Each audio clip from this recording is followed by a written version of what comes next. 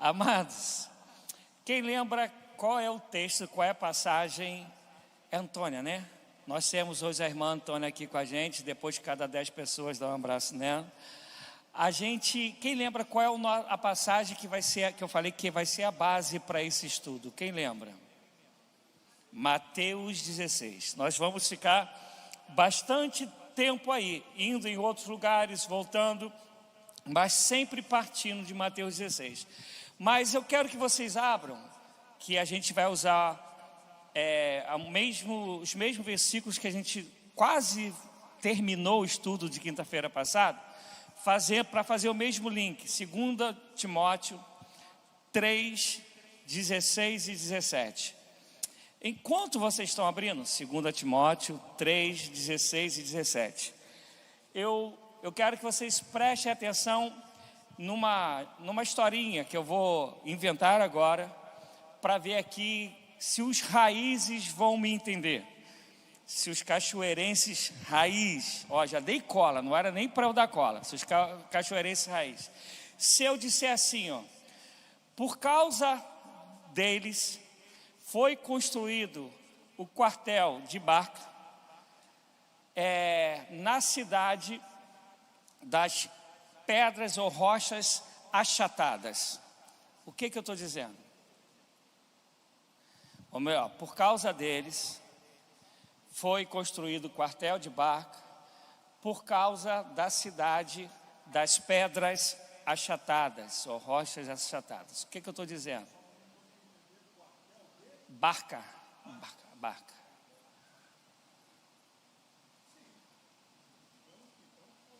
Fala nisso, vê se a gente consegue um outro microfone para ficar aqui. Tá ali. Cara, nenhuma utilidade. Fala, Doni.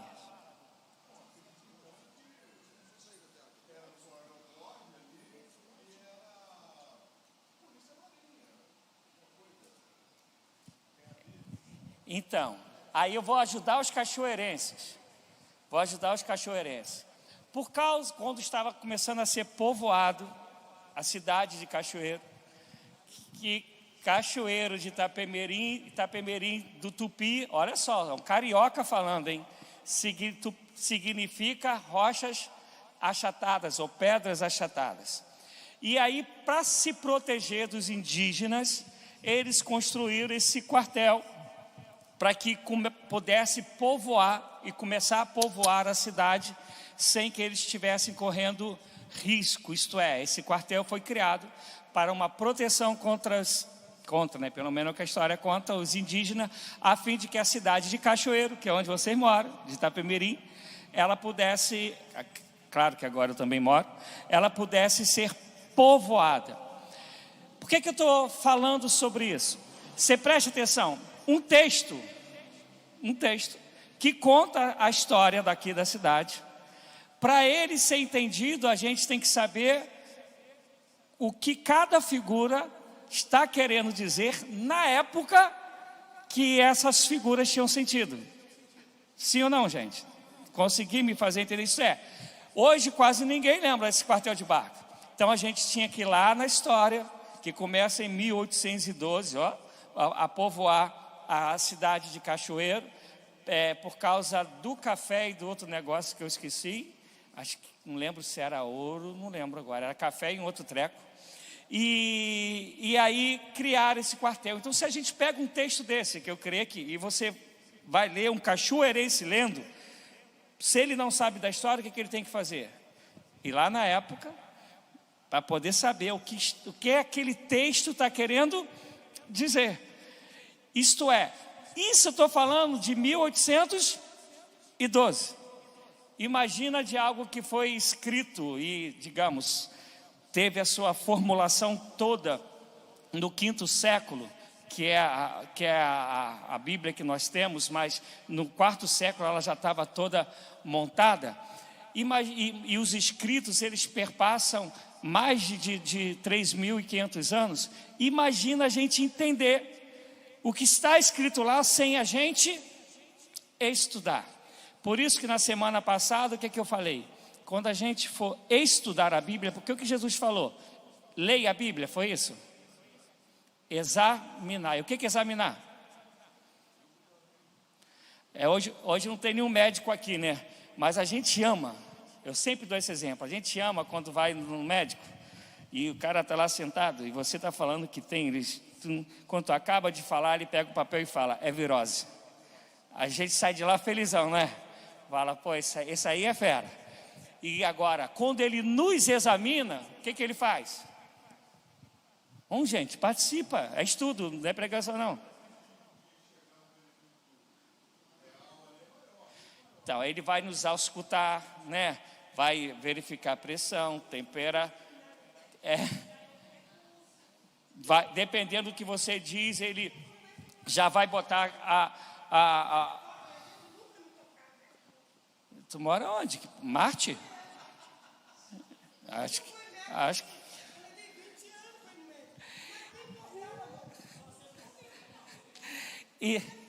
Então, o que Jesus falou, examinai.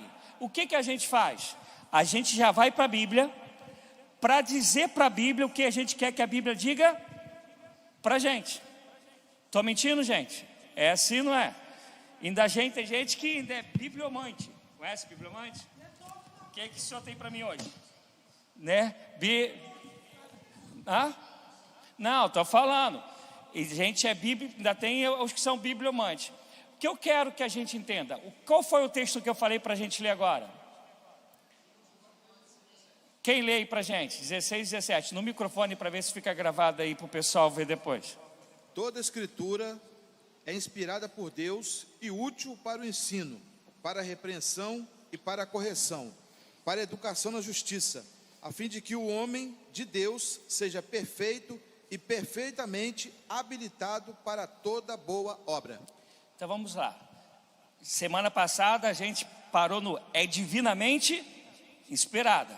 Depois Pedro ele vai repetir isso aí, isto é, Deus inspirou os homens para que escrevessem os 66 livros que nós temos. A gente crê nisso, não crê, gente? Porque se a gente não crê, não adianta.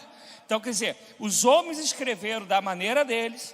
Por isso que Pedro, quando vai falar sobre os escritos de Paulo, que Paulo era mais cabeçudão, ele vai falar, Paulo escreve um negócio que é meio difícil de entender, que o cara era de outro nível, outro patamar. Então, quer dizer, cada um escreveu segundo aquilo que tinha de conhecimento. Então, uns tinham conhecimento mais, botar assim, raso. A gente vai pegar os escritos de Lucas, que é Atos e o Evangelho de Lucas, era antigamente um livro só.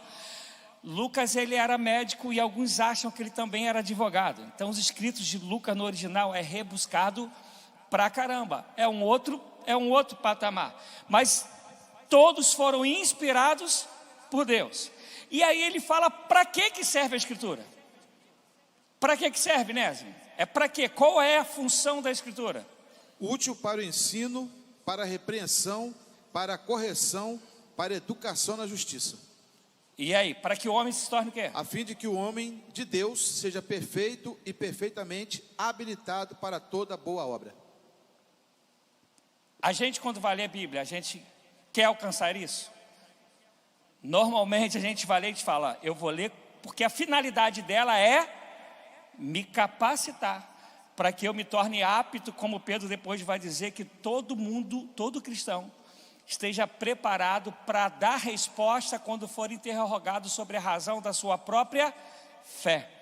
Pedro está falando que é todo homem. E por que Pedro fala isso? Porque toda a escritura, toda, é inspirada para. E é isso que a gente busca quando a gente vai estudar a Bíblia. Gente, vocês foram embora? É estudo, é para me responder, caraca. É isso, gente. Quando a gente vai estudar a Bíblia, e vou nem falar estudar, a gente vai ler a Bíblia, a gente vai ler com essa intenção, de que ela nos capacite para sermos aptos para...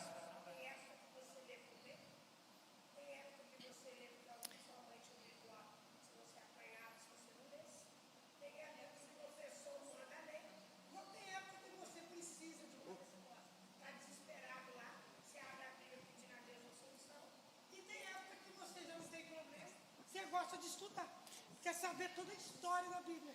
Então, mas o que Paulo está dizendo é que não tem época.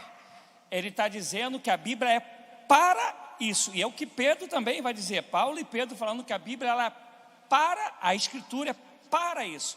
Deus, por misericórdia, quando a gente se debruça nela para isso, Ele traz resposta, Ele traz cura, Ele traz salvação, libertação, porque Deus é Deus. Mas quando eu me debruço nela, é para que eu seja exortado, instruído, tenha capacidade depois de ensinar, a fim que eu seja apto. Isso ele fala que é para alguns. Está escrito que está dizendo que é para todos. Todos.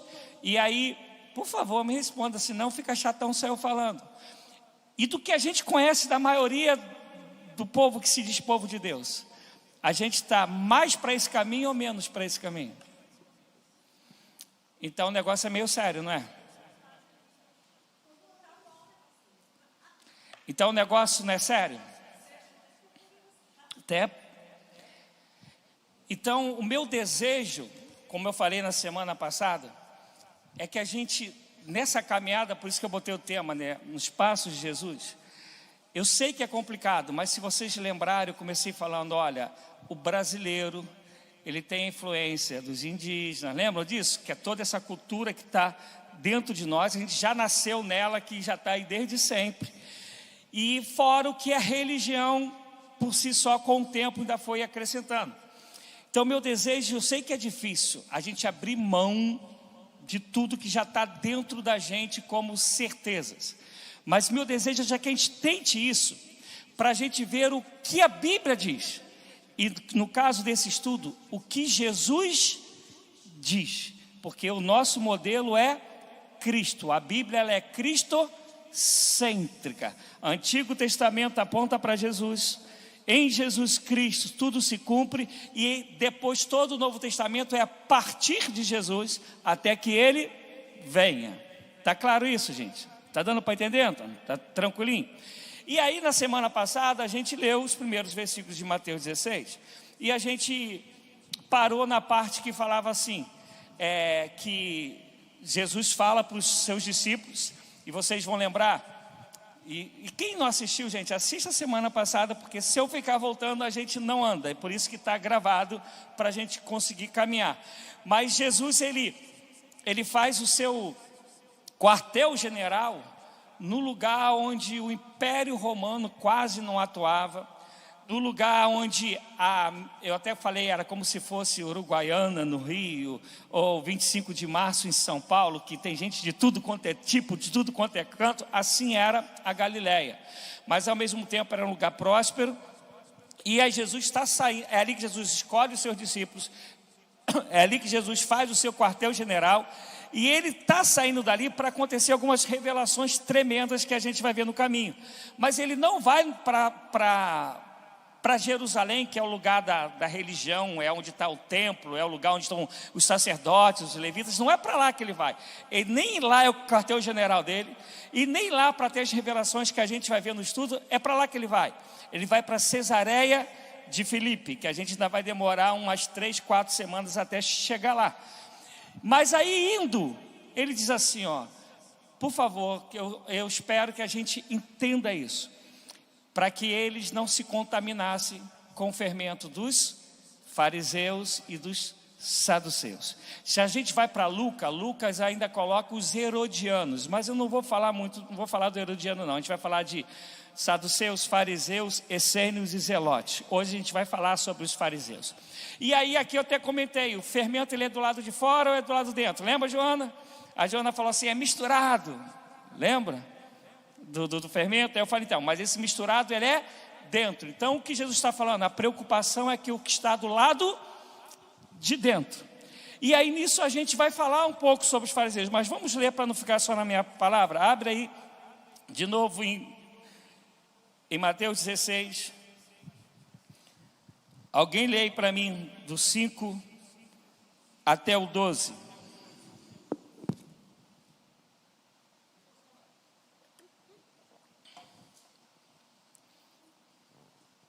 Ora, tendo os discípulos passado para o outro lado, esqueceram-se de levar o pão.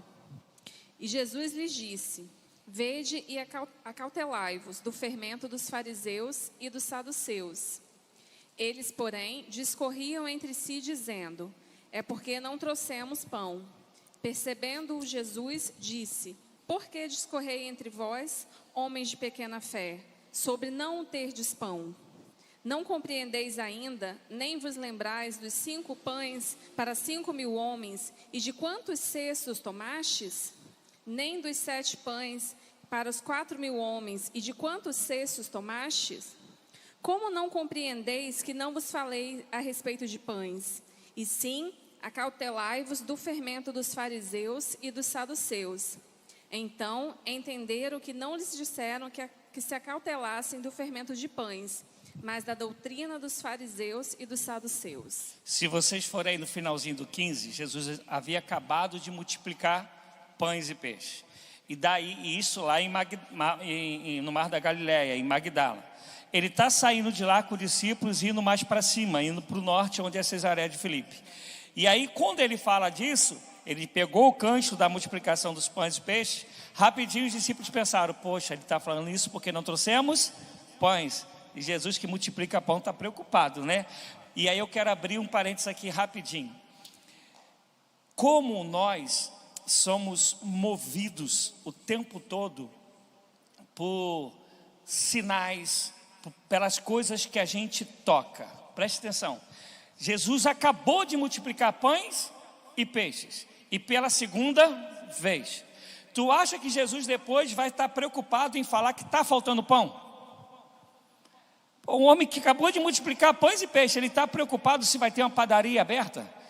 Ele está preocupado se o pão vai ser de pagão ou não?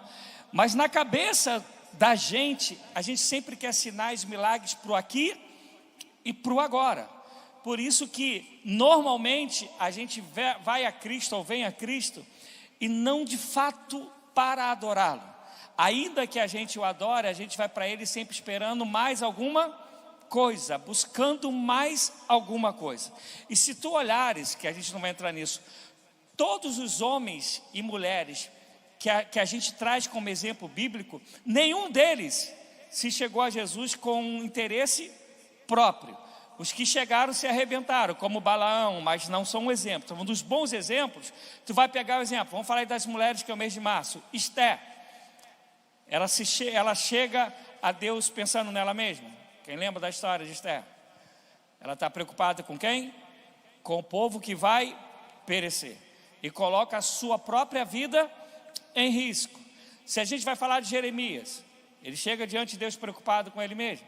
Até se tivesse preocupado, ele não fazia o que ele fez. É sempre em relação a adorar a Deus, e essa adoração a Deus tem que haver com que se cumpra os propósitos de Deus. Mas a gente sempre é movido por quero mais, quero mais, quero mais. E esse quero mais, ainda que no caminho seja eu também quero ser, mas normalmente, tem as exceções, mas via de regra, esse eu quero ser não é o que mais ocupa a nossa aproximação de Deus. Me fiz entender, gente? Deu para entender? E aí aí os discípulos entendem que ele está falando dos ensinos dos fariseus e saduceus. Eu lembro que na semana passada teve uma fala da Joana que eu deixei até para hoje. Não, tu vai lembrar, Joana, que parecia que eu estava falando mal da gente congregar, da gente ter um lugar de estar junto. E no final eu falei assim, não, mas não é isso. Quando Jesus, ele vai escolher o pessoal da Galileia, e eu falei que ele escolhe o pessoal sem religião, para ele começar do zero. Tem um ditado que diz, né, é difícil você ensinar truque novo. Alguns falam macacos, outros falam cachorro velho, né? Cada lugar tem uma expressão. E por que isso? Ele pega alguém puro das religiosidades para poder ensinar. Por quê? Porque o templo estava corrompido. Os sacerdotes, os levitas, tinham as exceções? Tinham, mas via de regra estavam corrompidos. E se você reparar esse pouquinho que a gente já falou aqui, a gente já deu para a gente pensar que tem muitos caminhos que a gente está tomando, que são diferentes do que a Bíblia diz para a gente. Sim ou não, gente? Isso. E aí o que Jesus fala? Eu tenho que mostrar para esse povo como que é e quem eu de fato sou. E dentro desses grupos estavam os fariseus. O interessante é que quando os fariseus começam, eles começam muito bem. Aí eu vou ter que trazer um pouco de história. Por quê? Lembra quando eu comecei a historinha do quartel, da fundação, e a gente ficou meio perdido? Então a gente tem que entender porque Jesus tem embates com fariseus, saduceus, quem eles eram. E a gente vai entender que os fariseus, que a gente começa muitas das vezes bem, e depois a gente acaba se perdendo no caminho. Os fariseus, eles aparecem no 2º século antes de Jesus Cristo, de um grupo chamado Chamidins. Outras melhores traduções dizem que é Rissadins, o nome deles, que significa homens piedosos. Quando chega para o ano 50, vai ter uma guerra que a gente já ouviu falar, creio que a maioria, dos Macabeus. Já ouviram falar das guerras dos Macabeus? Tem até um livro que a gente chama de Apócrifo, Macabeus.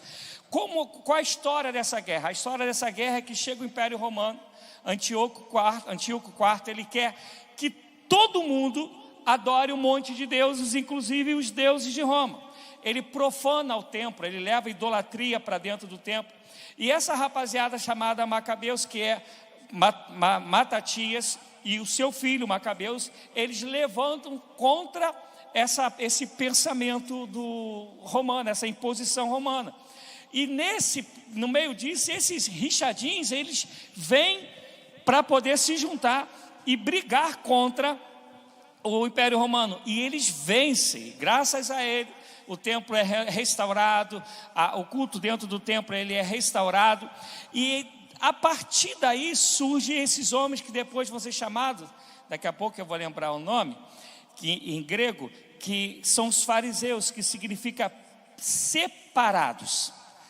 E aí uma discussão se eles eram separados religiosamente ou se eles eram separados politicamente. Eu particularmente eu acho que eram as duas coisas, mas cada um tem uma visão. Desses homens vêm os fariseus, que é esse povo que ama a lei, que não permite que a lei seja alterada, não permite que a lei ela seja esquecida. E quem sabe aqui me dizer, vamos ver como a gente está de história bíblica, quantas leis existiam no Velho Testamento, na Torá? Lá, Deuteronômio, Levítico, quantas leis? Ninguém sabe. Eu falei semana passada, 613 leis. E aí, tinha a lei. E os fariseus começam a falar o seguinte: olha, a gente vai melhorar isso daí para o pessoal não pecar. E eles começam a criar leis que a gente chama lei de cerca. Eu vou tentar, a maioria aqui tem filho, né? Senão todo mundo, né? Digamos assim, tu não queres que teu filho veja coisas erradas no telefone, no computador, o que seja. Aí tu vai falar para o teu filho: olha, você só vai ter acesso a celular, computador, se for perto de mim, ou se for na sala onde o pessoal tá passando. A segurança está na sala? Não. A segurança, o perigo está, presta atenção na pergunta, o perigo está no computador? Não. Então quer dizer, o problema é o que se pode ver no computador, e a segurança está no fato de estar perto de você, para você poder vigiar o que a pessoa está vendo ou não. Mas na verdade o que você quer? Que teu filho não veja aquilo que não deve. E nesse pensamento que se chama a lei de cerca, os fariseus criaram alguns defendem que foram 1000 novas leis. As leis eram para impedir que as pessoas pudessem chegar perto de pecar em desobedecer às 613 leis que já existiam. Então, quer dizer, eles criaram lei para que as pessoas não infringissem as leis que já existiam. E aí vou te dar um exemplo. Se você ler lá no capítulo 15 ainda, no comecinho, está aquela passagem que eles vão recriminar que os discípulos de Jesus não lavavam as mãos antes da refeição. Essa é uma das leis de cerca. Isso não está nas 613 leis. Só que eles chamavam isso de um ritual de purificação, porque a água, ela sempre trazia esse sinônimo ou esse símbolo de purificação. Então, tinha que lavar as mãos para não se contaminar. Mas aí vem Jesus, quem lembra da resposta de Jesus? O que contamina não é o que entra, é o que sai. E no capítulo 16 que a gente leu, ele está falando do fermento que está dentro. Isso já vem desde sempre. Então, é um ritual que eles criaram, e aí eles amavam tanto o ritual que eles desprezavam a lei e desprezavam as próprias pessoas. Vou atualizar, gente, não vou falar nome, tá? Mas a gente sabe que tem algumas denominações que têm usos e costumes mais radicais, mais rigorosos. Eu já contei para vocês que antes de eu ser pastor eu era metobleia, né? Eu preguei quase um ano nas assembleias até meu pastor descobrir que eu pregava. E aí eu pregava em vigília, eu pregava em consagração, tudo quanto é resto de lugar que a bleia tinha, estava dentro. E o interessante é que as pessoas que davam glória a Deus, que falavam que eu era um jovem de Deus, que quando eu estava lá pregando, quando eu estava na consagração, e eu sempre fui apaixonado por praia, e eu falei aqui na reunião da clã, vocês vão ver, eu não tenho muito jeito, né, de pastor, do meu jeito de vestir, de tratar, enfim, quer dizer, do pastor que eu digo, modelos que a gente tem aí. E eu amo praia, minha folga sempre foi praia.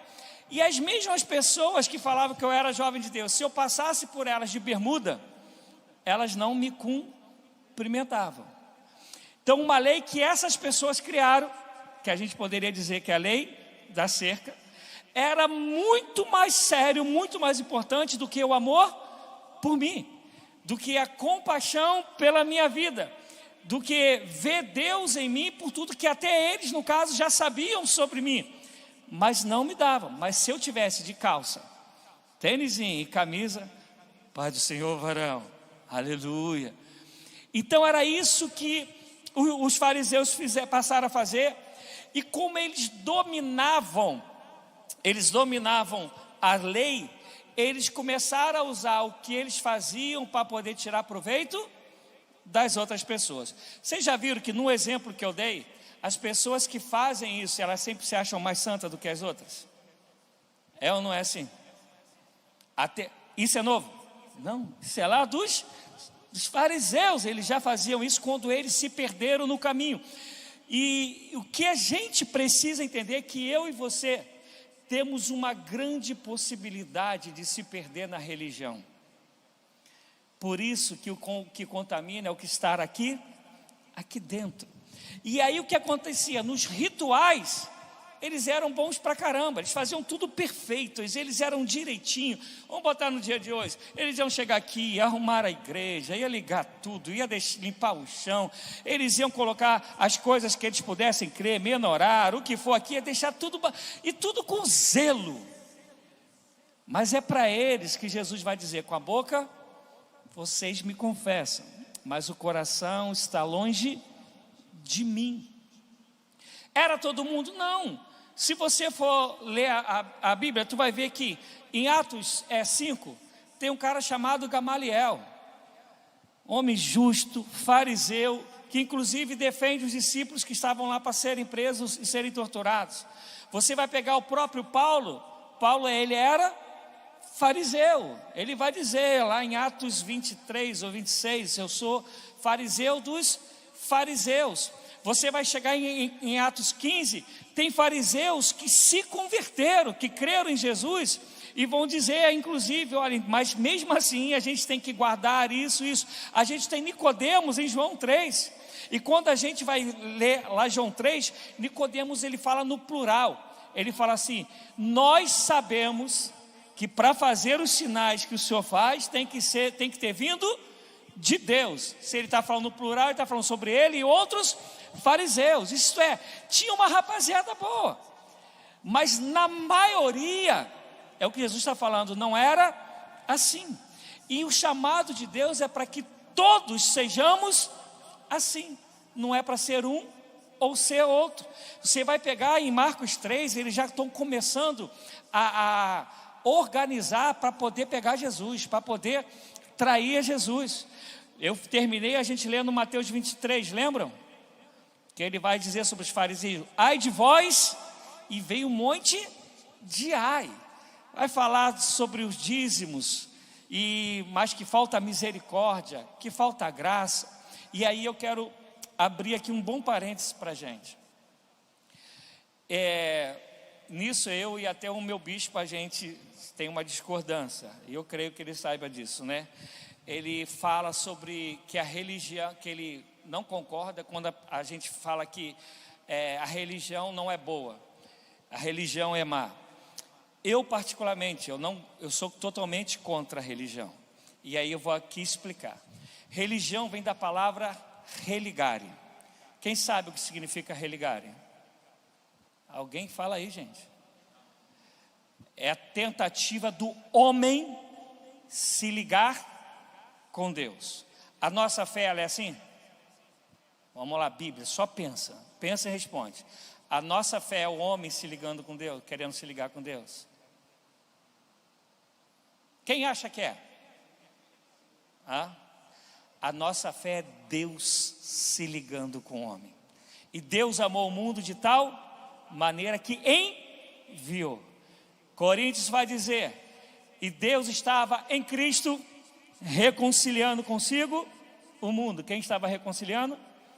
Deus. Tudo vem dele. Nós o amamos, ele amou primeiro.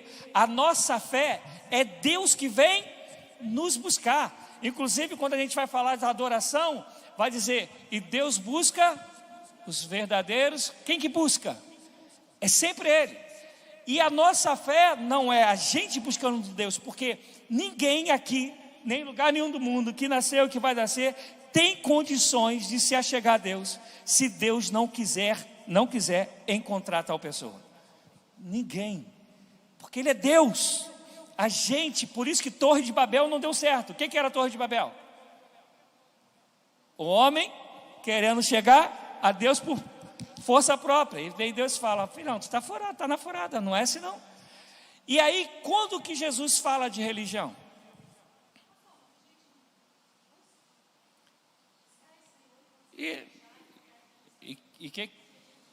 Então, mas o que isso tem a ver com religião? Não, então, mas preste atenção, a gente busca, porque primeiro ele, o que aconteceu? Primeiro, então, mas tudo partiu dele. Vamos dar um exemplo. Quem convence a gente do... Sim, não, isso, eu só quero dizer que inicia-se tudo nele, a fonte é ele, a atitude é dele, tudo vem dele. Tanto que a gente crê que quem nos convence do pecado é o Espírito. Mas quando isso acontece? A fé vem pelo ouvir, e ouvir a palavra. E a palavra quem deu é quem? Inspirada pelo... Tudo vem dele. Primeiro sempre é ele. Depois que a gente crê, aí a gente vai falar: agora eu quero, a gente vai cantar aquela música, né? Eu quero é Deus, né? Depois que acontece é isso, mas sempre parte dele. Tanto que o que ele ensina é como viver. E é o que Paulo diz: sede meus, como eu sou. Onde que está a religião nisso? Onde tem regras nisso? Os fariseus, eles conheciam as 613 leis do Velho Testamento, mais as 1000 que eles criaram. O que Jesus fala quando quer resumir tudo em Mateus 22?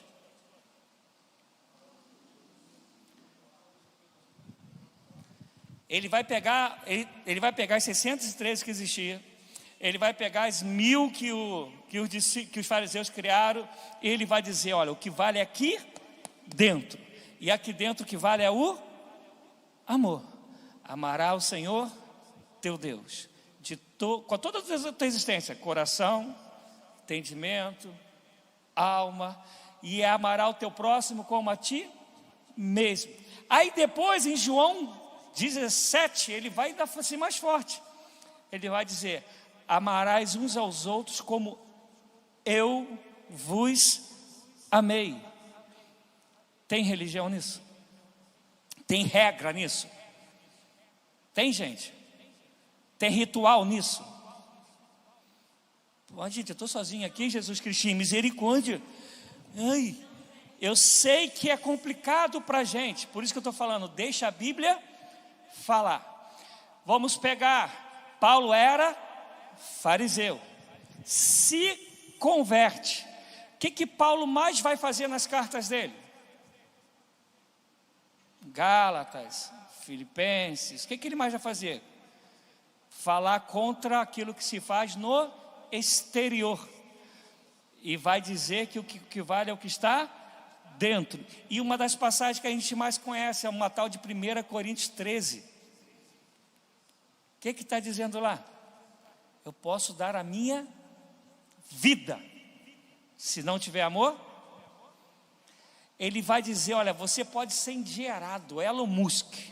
O grego vai dizer o seguinte, a ponto de você dividir o dinheiro por igual para todo mundo e você mesmo fica sem. É isso que está lá no original. Mas se não tiver amor, mas do lado de fora, foi como?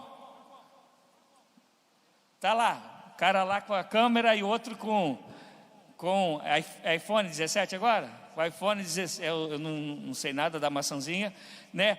Aí está lá filmando, do lado de fora, aquilo é a coisa mais linda do mundo. Mas Deus, ele vê o coração. E aí ele vai dizer. Então, só para a gente entender melhor o conceito sobre religião, né?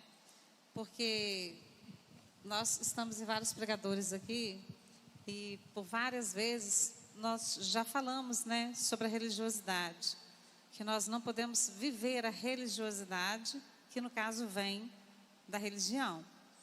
Então, por vezes nós já falamos que a religiosidade, muitas das vezes, ela nos torna como sepulcro caiado, né? Bonito por fora. Ele falou isso para quem? Para os fariseus. Então, bonito por fora, mas por dentro. Então, como que nós podemos olhar, então, só talvez para ficar um pouco mais, de forma mais clara, assim, para todos que ouvem, né, e que irão ouvir essa palavra. Não é que nós condenamos ali ou criticamos as diversas denominações em si, né? Nós, quando falamos de religião, nós não estamos falando de igrejas. Nós estamos falando de rituais, aquilo que é mecânico e que não expressa, como que eu posso dizer? Aquilo que não vem por amor, que não vem por uma escolha própria por amor. Então, a gente precisa separar um pouco, porque às vezes a pessoa se ouvir falar assim, nós não gostamos ou não somos a favor, ou, né, termos assim sobre religião, às vezes corre o risco da pessoa entender que a gente, quando se refere à religião, se refere a igrejas ou denominações. Então, às vezes fica mais fácil a gente separar o termo religião de denominações. Então, vamos por etapas. Não, o senhor entendeu o que eu estou... Entendi. Porque às vezes a pessoa pode ouvir e vai falar assim, poxa, mas o pastor vai falar que religião é uma coisa má, né? Dentro do conceito da palavra, né? Mas às vezes alguém pode ser que ele fale assim, mas como que ele está dentro de uma religião? Ele está dentro da igreja metodista. Porque são coisas independentes. É por isso que eu estou falando assim. É bom, às vezes, separar o que é igreja, né? E aí, denominações e religiões. Então, talvez é o caminho mais fácil. Então, vamos lá. Quem criou a denominação? O homem. Quando você vai ver até o 4º século, que a gente vai falar isso mais à frente. Por isso que eu falei, o estudo aqui, um vai ligar o outro. Quem perdeu um, fica, me perdoa a expressão, boiando no outro. Até o 4º século não existia denominação. Ela só vai aparecer quando Constantino diz que se converteu no ano 312. E aí depois no ano 347 passa a ser oficial. Primeiro acaba a perseguição, depois passa a ser oficial a religião da época, o cristianismo, e aí acaba a perseguição e começam a vir o que a gente chamou de tempo. Mas isso a gente vai falar quando chegar em Cesareia de Filipe. Mas eu quero que a gente, dentro da tua fala, denominação é exclusivamente criação do homem. Inclusive hoje não se consegue contar. Tu sabe quantas denominações apareceram no ano de 2024? A gente está em 26, nem 24? Por dia eram 53 denominações no Brasil. Por dia. Tu consegues acompanhar isso? Entender? Então, a gente vai entender isso no caminho. Por quê? Porque a gente não entendeu que o que Jesus veio fazer para a gente é que a gente se torne um como Ele foi. Tanto como Ele foi. Isto é, Ele falou o seguinte: como o Pai me enviou, eu vos envio a vós. Como que foi que Jesus viveu? Na vida como ela é. Quando ele se reunia era para o quê? O que a gente começou lendo. 2 Timóteo 3, 16, 17. Para adorar o Senhor, ler as Escrituras, aplicá-las para que a gente se torne um como ele. Não está escrito lá? Para que se torne apto. Paulo viveu de maneira diferente. Pedro viveu de maneira diferente. Marcos viveu de maneira diferente. Então chegou uma hora que a gente criou outra coisa que não é o Evangelho. Estão conseguindo me entender, gente? Está acompanhando? Tem base bíblica que eu estou falando? Sim ou não, gente? Então até o ano 312 não tinha isso. Aí a gente começa a falar: opa, agora esse pedacinho aqui é meu, e a gente bota o nome. Vamos pegar no caso da gente. O Wesley quis criar uma nova denominação? Quem conhece a história de Wesley? Não. Se a gente pegar o Wesley, a gente faz um montão de coisa que ele nem quis. Se a gente ler a história de Wesley, o Wesley não queria que a gente tivesse bispo, e a gente tem bispo. Não é só aqui, a gente tem bispo no mundo todo, mas está escrito lá. O Wesley escreveu que ele não queria que tivesse bispo. Está escrito, não foi só falado, está escrito. Isto é, a gente sempre, eu tinha uma conversa mais ou menos ali rapidinho com o Éder, um pouquinho sobre isso. A gente sempre quer criar, porque a gente não entendeu que o Evangelho é Cristo em nós, esperança da glória. E aí quando a gente chegar em Cesareia de Filipe, a gente vai falar muito melhor sobre isso, quando vocês entenderem o que é Cesareia de Filipe, para onde que Jesus foi, as revelações que tiveram ali, aí a gente vai entender. Mas até chegar lá a gente vai falar dos fariseus, dos saduceus, dos zelotes, e aí vamos continuar. Mas deu para entender um pouquinho? Por quê? Porque quando a gente fala assim, a preocupação da denominação, só em ter preocupação com a denominação, gente, eu não estou falando aqui da tradição histórica. Tradição é para a gente falar: poxa, ó, a gente tem uma história, a gente começou isso, isso é legal. Mas o nosso modelo não é tradição, o nosso modelo é Cristo Jesus. A nossa bússola é a palavra. Eu, inclusive, minha esposa sabe disso, e Deus sabe mais ainda. Normalmente, quando pergunto assim: o senhor é pastor da onde? Eu falo assim: eu sou pastor de Cristo, estou pastoreando na igreja metodista. Porque o meu pastoreio não é de uma denominação, o meu pastoreio é de vidas. Por isso que se vocês, e isso eu falo para a glória de Deus, minha esposa, minha família sabe disso, eu acordo, tem pergunta de um montão de gente de outras denominações, para que eu possa responder, para aconselhar. Não lembro com quem eu estava conversando esses dias. Eu acordo, eu nunca tenho menos de 100 mensagens no meu celular. Isso há anos, desde que inventaram esse negócio do WhatsApp, nunca tenho menos de 100, e eu respondo todo mundo, todos. Se não dá para virar gabinete, eu falo: ó, vamos marcar um horário, mas eu respondo todo mundo, porque o meu chamado e o teu chamado é para cuidar de vidas, de pessoas por quem Jesus morreu. E aí eu vou voltar nos fariseus. O que fariseus estavam fazendo? Sei muito, detenho muito, e a gente vai ver que a diferença dos fariseus e dos saduceus é que os fariseus eles eram do povo. Os saduceus, eles eram da política, que a gente vai falar semana que vem. Eles eram aristocratas. Então, os fariseus, eles estavam sempre bem com o povo. Vocês já viram aqui, eu não sei, eu vou contar a experiência mais do Rio, né? Mas por isso que eu vou perguntar. Aquela pessoa que dizia assim, pô, fulano é uma benção, Deus usa demais. E aí você vai lá na pessoa para receber a oração, e às vezes ela te dá uma exploradinha, mas tu deixa porque tu fala, não, Deus vai usar, aleluia, né? E aí, vi que isso não acontece aqui não, né? Só em Marte que acontece esse negócio, aqui não acontece não.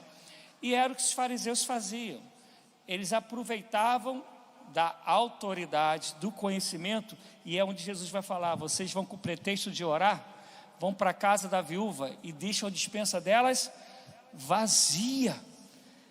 Por quê? Por causa de uma posição pastoral. Aqui ainda não aconteceu, mas normalmente quando eu chego na igreja o pessoal se espanta. Vai ter comida, vocês vão ver, se eu não for o último, eu vou estar perto de ser o último a comer.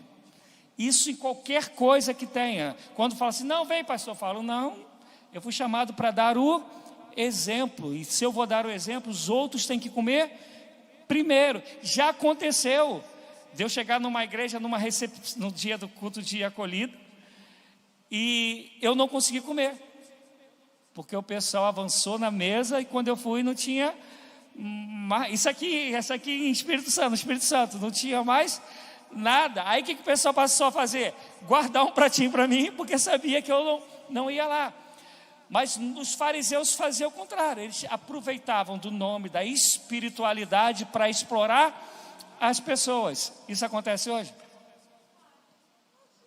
É novo? Em nome de Deus, tira o dinheiro do bolso do outro. Em nome de Deus, vai buscar vantagem em cima do outro. E os fariseus, eles começaram a fazer isso. Repito, tinham as exceções, mas via de regra era isso que eles faziam. E aí eu quero que vocês gravem uma coisa para a gente fazer a contrapartida com os saduceus. Os fariseus, eles criam, como a gente normalmente crê, tanto no livre-arbítrio, mas também na soberania de Deus. Criam em anjos, criam em vida eterna, criam nisso tudo. Os saduceus não criam em nada disso. Então gravam isso para dizer, eles eram de fato, lembra que eu falei que eles começaram muito bem, por causa deles que a história da igreja do Senhor, que até então não era igreja, né, do povo de Deus, não foi destruído, eles que preservaram as escrituras, eles que defenderam o templo. Só que depois, a gente comentei aqui, né, a gente está vendo reis. Quem lembra da história de Saul? Começa benzão, né? Depois só Jesus na causa. Aí a gente vai para Davi, um homem segundo o coração de Deus, que é direção para Deus, para tudo. Mas quando via alguém de saia, só Jesus na causa. Quando viu que o povo cresceu muito, e Deus tinha dito para não contar, ele foi lá contar, e o Deus se irou contra ele. Por que ele contou? Por causa da vaidade do coração. Então, a gente precisa entender que a gente tem que vigiar o tempo todo, porque um abismo chama outro abismo, e foi o que aconteceu com os fariseus, e eles começaram a querer ter vantagem sobre os outros, e vem Jesus e bate neles demais, né? Quem quiser depois ler de novo Mateus 23, e o negócio fica tão feio, porque quem que tem graça diante do povo? Os fariseus. E vem Jesus batendo neles, e o que começa a acontecer com o povo em relação a Jesus? Ir atrás de Jesus. E os fariseus então estão perdendo o quê? A fama, as condições que ele tinha no meio do povo. E aí a gente normalmente acha que foi Roma quem crucificou a Cristo, né? Foi Roma quem crucificou no sentido literal, mas quem levou Jesus para a cruz foram os saduceus e os fariseus. E eu falei que semana passada, o pessoal que não se dava, eles não se davam mesmo não, pra caramba beça, mas para poder levar para a cruz aquele que está incomodando os dois grupos, eles se uniram e levaram Jesus para a cruz. Então escuta que eu vou falar com coração pastoral mesmo. Cuidado para no caminho a gente não deixar o coração se entristecer e invejar quem Deus está levantando, talvez num patamar maior do que o nosso. E eu vou dar exemplo de 2 fariseus que entenderam muito bem isso. Tinha um homem chamado Barnabé, homem de Deus, fariseu, com testemunho de todo mundo. A Bíblia diz que esse homem era de fato um homem de Deus. E aí vem um tal de um cara chamado Saulo, que se converte num caminho da Damasco. E esse homem, Barnabé, que vai cuidar de Paulo, vai levar Paulo para ficar 3 anos aprendendo sobre Cristo, sobre o que Jesus fez. E depois você vai ver que eles começam a andar junto, andando juntos. O Espírito separou Barnabé e Paulo, Atos 12, se eu não me engano. E daqui a pouco a gente só ouve falar sobre Paulo. Barnabé desapareceu. E quem que alavancou? Claro que era propósito de Deus, mas quem foi esse instrumento? Barnabé. Um fariseu ajudou outro fariseu, para a gente ver que tinha fariseu, gente boa, mas não teve nenhuma vaidade no coração de Barnabé. E se a gente for falar de Paulo, era para, nesse sentido de vaidade, de inveja, era para Paulo ser odiado por todos os discípulos, por todos os apóstolos. Os caras andaram 3 anos com Jesus, 3 anos, entraram no monte de furada, e aí vem Paulo, que não tem nada a ver com isso, está perseguindo a igreja. Olha o que é soberania, está perseguindo a igreja, inclusive perseguindo esses caras, e vai Deus, não quero que ninguém evangelize Paulo, não, isso é comigo. Vai Jesus e aparece para ele, literalmente o derruba do cavalo, faz ele ficar cego para ele poder enxergar que só Jesus Cristo é o Senhor. E aí o Saulo vira esse Paulo apóstolo que a gente conhece, totalmente diferente da história dos outros 12. Mas quando tu vai ver Pedro, o pessoal falando sobre Paulo, é só elogio, é só alegria por quem Paulo se tornou. E aí vem a minha pergunta para a gente caminhar para terminar. Você disputa com quem nessa caminhada da fé? Com quem que você disputa? Ninguém vai responder, gente. Com a gente. Então, não deixa isso ser teoria. Faz isso ser prática. A tua disputa é contigo mesmo. Porque Deus que chamou cada um para um propósito. A gente disputa com a gente mesmo para a gente ser quem Deus espera que a gente seja, para cumprir o que Ele confiou a gente cumprir. E não tem nada a ver com o outro, só vai ter a ver com o outro para eu ser bênção na vida do outro, não para eu aparecer mais do que o outro. E aí eu vou para caminhar para a gente entender esses opostos de um cara chamado João Batista. Quem aqui leria a biografia de João Batista? Vamos lá, nos conceitos que a gente tem. Todo mundo gosta de milagre, amém, amado? Eu também gosto. Mas qual foi o milagre que João Batista fez? Nenhum. Todo mundo acha que os centros são os melhores lugares. Onde João Batista pregava? Todo mundo quer andar na moda. Como que se vestia João Batista? Fala sério, se ele entra aqui, o que a gente vai fazer? Vai chamar bombeiro, no mínimo, vai chamar polícia, tem um doidão aqui. E aí, morre novinho, entre 33 e 34 anos, alguns falam 32 e 34 anos. E por que ele morreu? Porque denunciou o pecado, falou, olha, o irmão está pegando a mulher do irmão. Não pode, isso é feio. E aí, porque ele falou que isso é feio, literalmente perdeu a cabeça e foi colocada numa bandeja. Quem lembra o que Jesus falou sobre João Batista? Fala aí, Lelei, o que Jesus falou sobre João Batista? Nascido de mulher, não nasceu ninguém semelhante a João Batista. Mas fala hoje, você leria a biografia dele? Ela cabe na biografia das vitórias, dos coaches. João Batista cabe? E olha que João Batista tinha tudo para ficar bem na fita. Pô, ele era primo do Salvador, rapaz. Ele batizou o Salvador. Pô, imagina, ele era o cara. Mas para Deus era outro conceito. E o que os fariseus começaram a fazer? Viver segundo o conceito da sociedade. E o que muita gente está se perdendo hoje, do líder ao menorzinho da igreja, está se perdendo por quê? Por causa dos conceitos da sociedade. Não é mais sucesso quando a gente vive o propósito de Deus. É sucesso se a gente fica bem aos olhos do outro.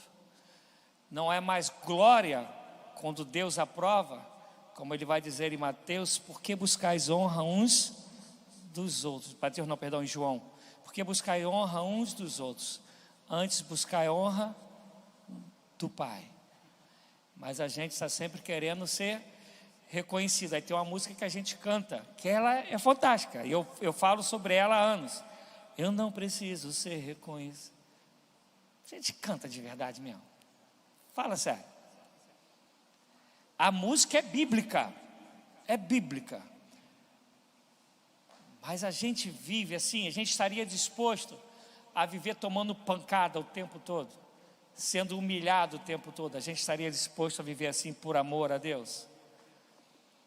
Porque normalmente as primeiras humilhações a gente fala, vou sair da igreja, Jesus me abandonou. Dependendo do teu líder, ele vai falar, tu está em pecado. E aí tu vai e olha para o fariseu chamado Paulo. Gente, Paulo tem que ser estudado. Literalmente. Tu vai ler 2 Coríntios 11, quando ele vai falar sobre todas as tribulações que ele passou. Tu chega na metade e tu fala, aguento, mas não, chega, tá bom. É Deus, é possível. Aí o que sabe o que ele vai dizer? Eu me glorio nas minhas tribulações. Eu me glorio, eu me alegro. Eu dou glória a Deus. Porque ele estava preocupado com o outro. A única preocupação dele com o outro é em salvar o outro. Mas um fariseu que se transformou, entendeu que ele foi chamado para poder dizer o que ele disse. Não vivo mais eu, mas Cristo vive em mim. E eu espero que a gente tenha entendido o contexto dos fariseus, para que a gente possa entender todo o comportamento de Jesus com eles. Semana que vem a gente vai falar sobre os saduceus, e para a gente entender que o que dominou esses caras foi a religiosidade, isto é, os dogmas que eles abraçaram. E esses dogmas os levaram a quererem tirar proveito e se achar os donos da verdade.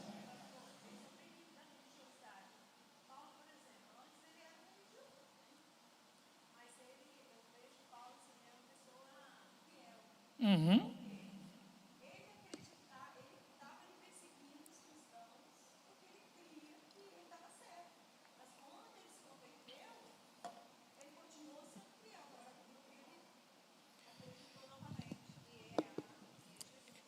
Então, ela falou que Paulo, ele estava crendo no certo, mas vamos prestar atenção, ele fala, eu sou fariseu dos fariseus, mas onde no Velho Testamento está escrito que a gente tem que perseguir aqueles que vão contra Deus? Não, eu quero que você pense dentro do Paulo, então ele não estava certo, é isso que eu quero chegar, então ele não estava certo, ele estava certo como fariseu, onde foi acrescentado um monte de lei.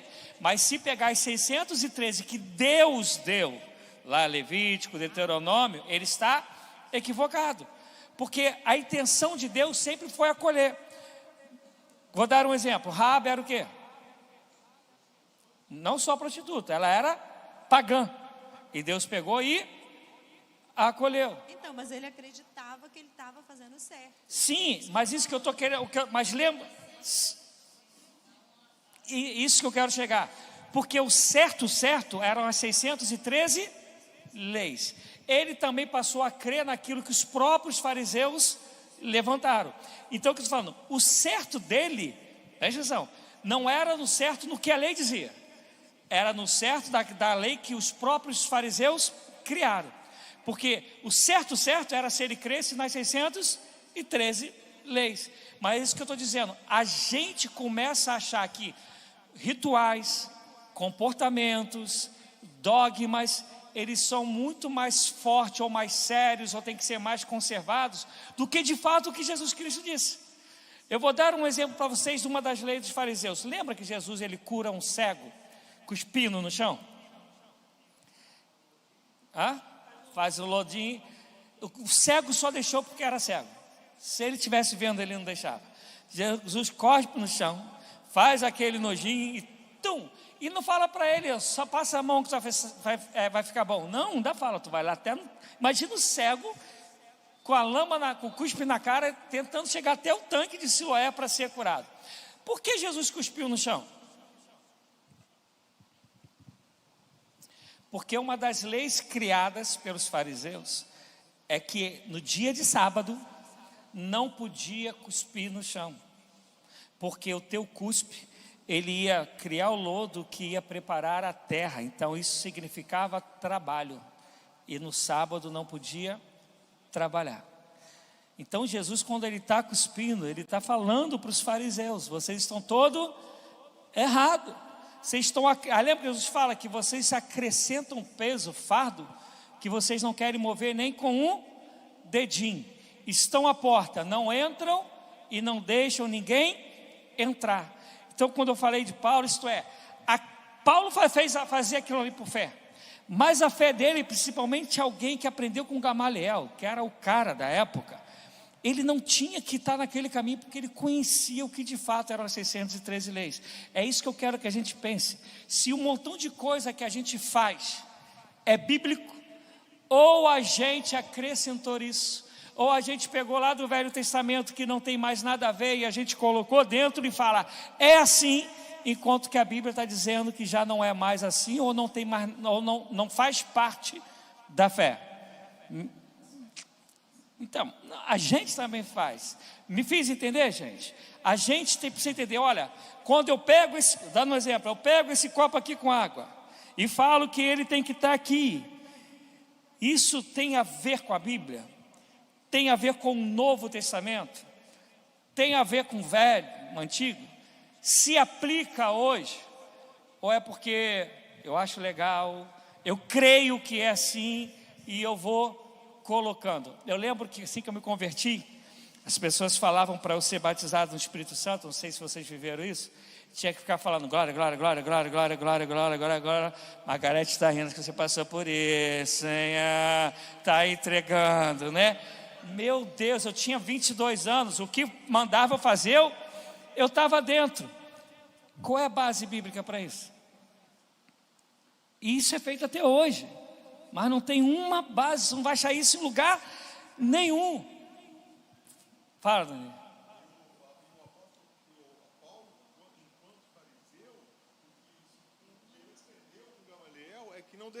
Não é isso que eu quero que a gente tenha. Mas tem um ditado da época do Rubem, do Vanderlei mais ou menos, que diz assim: o costume do cachimbo deixa a boca torta. A gente vai começando a fazer coisas que isso vai entrando na gente e a gente começa a falar que isso é bíblico. E aí, a minha intenção é isso, nesse um ano que a gente vai caminhar aqui, aprender com Jesus, o que Jesus fez, o que Ele ensinou, como Ele se comportou, como Ele tratou as pessoas, para a gente ver se o monte de coisa que está dentro de nós e também te faz do exterior, se tem a ver com o que a Bíblia chama para a gente viver no dia de hoje. Alguém pegou o microfone para falar? Pois fala, Margarete, ouviu? Então, como o senhor falou aí, né, eu passei por isso, né? E a prova disso é que eu fui batizado com o Espírito Santo aqui na Igreja Metodista, numa reunião de oração com o pastor Maurício. Nós chegávamos aqui de 5h30 às 6 horas e uma reunião com poucas pessoas, eu nem entendia muito bem isso e aconteceu. Então é o que o senhor está falando. E a gente lá para frente, vai demorar, a gente vai entender o que de fato a Bíblia fala, o que é batismo do Espírito Santo. Porque a gente começou a dar nome a coisas que a Bíblia fala que isso aqui é isso, isso aqui é isso. Aí às vezes a gente troca e a gente vai ver sobre isso quando a gente for falar sobre dons, quando for falar sobre o fruto do Espírito Santo. Mas lá para frente a gente vai falar isso. Mas eu vou terminar pedindo, gente, deixa a Bíblia nos mostrar. Deixa a Bíblia falar. Eu sei que é complicado a gente que vem com um monte de costumes, principalmente que já nasceu dentro do Evangelho. Eu tenho essa vantagem, um exemplo, hoje eu não creio e não faço num montão de coisa que eu criei e fiz no meu começo. Por quê? Porque pela graça de Deus, uma das coisas que eu sempre fui foi questionador, e eu louvo a Deus por isso. E para eu questionar, onde eu ia? Na Bíblia. O Celso deve lembrar disso, né? Porque é mais ou menos também do tempo dele, a parte do videocassete. Amados, eu ia para as locadoras, pegava fitas de história da igreja, história dos avivamentos, e ficava 5, 6 horas todo dia, estudando, para eu saber se a minha fé era verdadeira, se o que me ensinavam era verdadeiro. Então, o que eu estou querendo caminhar com vocês é, deixa a Bíblia falar. Um exemplo, eu falei alguma coisa aqui que não fosse bíblico? Falei, gente? Dos exemplos, falo, pode, amada. Só quando Paulo caiu que não foi do cavalo. Foi. Só que quando Paulo caiu que não foi do cavalo. Que na Bíblia não fala do cavalo. Sim, mas era como eu tô te falando, assim, é como isso aí já foi falado assim. Às vezes a gente falava, né? Tinha o costume de falar. Caiu do cavalo. Aí alguém vai e chama a atenção da gente. Já aconteceu, aqui mesmo. Não foi do cavalo. A pessoa vai e te chama a atenção para isso, né? Mas que não foi. Então, quando a gente fala, mas quando a gente fala do cavalo, é que todo general, todo comandante andava de cavalo.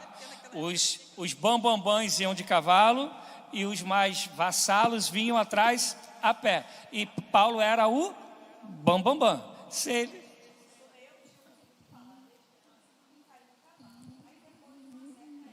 Que mostrou aqui em Atos 9. Então, mas quando a gente fala é por causa disso, porque a gente sabe, né, dentro dos estudos, que os bambambãs, se você for ver aí qualquer filme dessa época, os reis, generais, estão tudo cavalo, e a rapaziada vem atrás andando. E Paulo era desse que tinha carta para perseguir a igreja. Então eu quero que a gente deixe a Bíblia falar com a gente em nome de Jesus. E o caminho que talvez para vocês, né, das coisas que a gente tem falado aqui, já traz uns reboliços. Eu também vivi isso tudo. Eu também passei por todas essas etapas. E por isso que eu falo, fala comigo, responde. Olha, pastor, não está na Bíblia. Pastor, eu discordo. Para a gente crescer juntos. Mas não vale tradição, vale Bíblia. Não vale costume, vale o que a Bíblia nos diz. Que a gente crê que isso aqui é a nossa bússola, mesmo? A gente crê que é o nosso respaldo e é o que a gente leu no começo. Toda a Escritura é divinamente inspirada. É nela que a gente tem que crer. E meu desejo é que isso aconteça com a gente. E aí, só para terminar, dos fariseus, começaram bem, tinha gente boa, mas quando a gente deixa um abismo chamar outro abismo, quando a gente deixa um negócio que não nos incomoda mais e a gente vai deixando aquilo entrar, a gente começa a achar que aquilo é natural, que aquilo é normal, e daqui a pouco aquilo se torna lei. E se a gente não vigiar, a gente é engodado por tudo isso. Eu conversava um pouquinho hoje com o Éder ali antes, e eu falava como a gente, quando eu falo gente, eu falo de maneira geral, tá, gente? Qualquer denominação que você pensar, de maneira geral. Como a gente se perdeu com a preocupação da gente se dar bem e não olhou para o que a Escritura diz nesse caminho. Isso, inclusive, nos pastores, nos líderes. A gente quer sentar à mesa e dizer, batizei tanto, minha arrecadação é tanto, sem se preocupar com o caminho que tomou para que isso acontecesse. Só que eu falo sempre para todo mundo, o que mexe dentro de mim, e aqui está alguém que já tentou deixar de ser pastor 3 ou 4 vezes, nem lembro mais quantos, irmão. 3, né? 3 vezes, e não consegui, tentava e acabava, minha casa virava igreja. É quando Hebreus fala, que Hebreus 13, que o pastor vai dar conta de cada, está escrito lá, de cada ovelha. Não fala isso para nenhum outro ministério. A Bíblia só fala isso do pastor. Então um dia eu vou aparecer diante de Deus. Então o meu compromisso com vocês não é se vai encher. Claro que eu queria isso aqui lotado, eu não sou maluco, não sou doente. Claro que eu queria. Mas é se eu conseguir alcançar 10, 12 pessoas que Jesus alcançou, para a gente entender quem é Jesus e formar Jesus em nós, eu posso dizer que já valeu a pena. E quem conhece minha vida, vocês veem, eu peço para filmar. O bispo, a SD, todo mundo tem acesso a isso. O dia que eles quiserem falar, não quero mais você ensinando isso, tranquilo, que eu falei no começo. Quem me chamou foi o Senhor. Não foi a igreja metodista, já fui pastor batista, não foram eles que me chamaram, quem chamou o Senhor.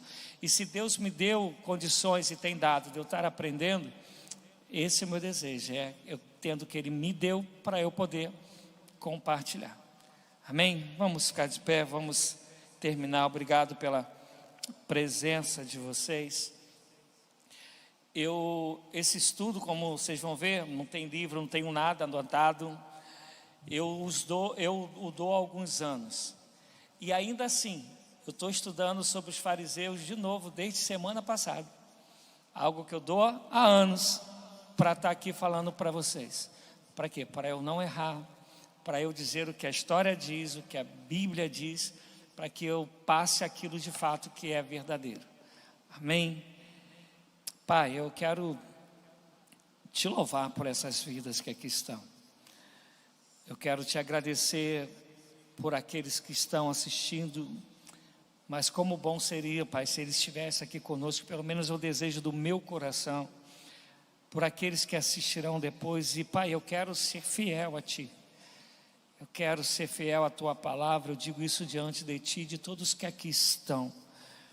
Eu quero ser um instrumento em Tuas mãos. Então me ajude a ajudar o Teu povo, me ajude a ajudar a igreja por quem Jesus Cristo morreu, me ajuda a ser canal de bênção. E meu Senhor, trabalha no coração e na mente de cada um aqui presente, que barreiras sejam jogadas por terra em nome de Jesus, que possamos nos esvaziar de nós mesmos para aprendermos de Ti, para aprendermos a Tua palavra, da Tua revelação. E não nos deixe, Pai, ser tão somente ouvintes, mas nos faça sermos praticantes em nome de Jesus. E tudo aquilo, Senhor, que pode porventura ainda estar como dúvida no coração de alguém aqui, que eles façam como os bereanos, que eles cheguem em casa e vão examinar as Escrituras. Leva-nos debaixo da sua potente mãos, nos dê uma noite de descanso, de restauração, em nome de Jesus. Amém.